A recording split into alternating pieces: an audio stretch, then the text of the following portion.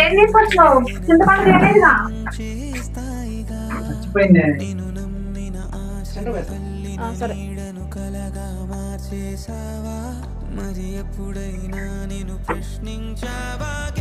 చాలా మర్చిపోయింది.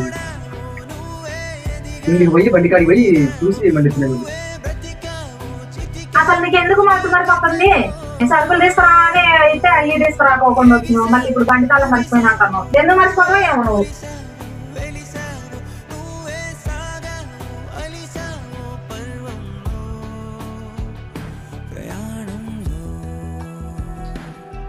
అబ్బా నేను దేనికోసం వచ్చినా మర్చిపోయినా